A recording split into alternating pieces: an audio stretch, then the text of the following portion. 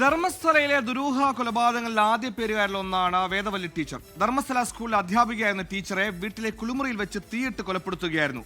തനിക്ക് അർഹതപ്പെട്ട പ്രധാന അധ്യാപിക പദവി തടഞ്ഞു വെച്ചപ്പോൾ കോടതിയിൽ പോയി വിജയം നേടിയ ടീച്ചർ മാസങ്ങൾക്കുള്ളിലാണ് കൊല്ലപ്പെട്ടത്.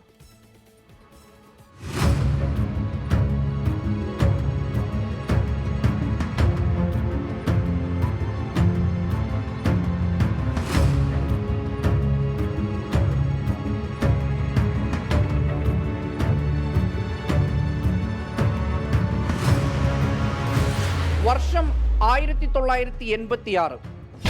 SDM സ്കൂളിൽ അന്നൊരു അധ്യാപികയുണ്ടായിരുന്നു. കുട്ടികളുടെ പ്രിയപ്പെട്ട വേദവല്ലി ടീച്ചർ. സദാസമയം പുഞ്ചിരി തൂകി അവരോട് കൂട്ടുകൂടിയിരുന്ന തൻ്റെ വിദ്യാർത്ഥികളെയൊക്കെ മക്കളെപ്പോലെ കണ്ടിരുന്ന അധ്യാപിക. അർപ്പണബോധത്തോടെ ജോലി ചെയ്തിരുന്ന ടീച്ചർ സ്കൂളിലെ എല്ലാ കാര്യങ്ങളിലും മുന്നിട്ടിറങ്ങി. അതിനിടയിലാണ് സ്കൂളിലെ ഹെഡ് മിസ്ട്രസ് പദവിയിൽ ഒഴിവ് വരുന്നത്.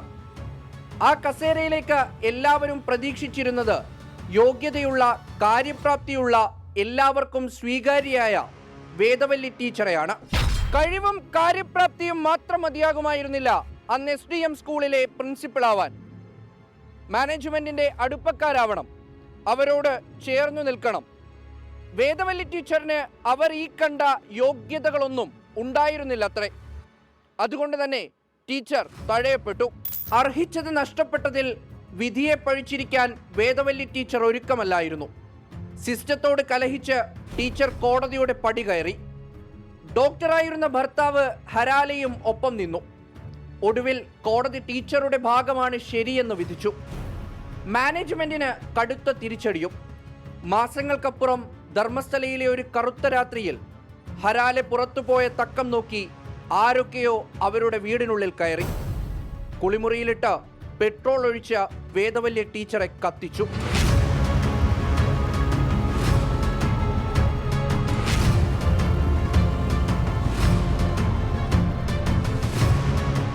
ഭാര്യയുടെ മരണവാർത്ത അറിയിക്കാൻ പോലീസ് സ്റ്റേഷനിലെത്തിയ ഹരാലെയും അവർ വെറുതെ വിട്ടില്ല.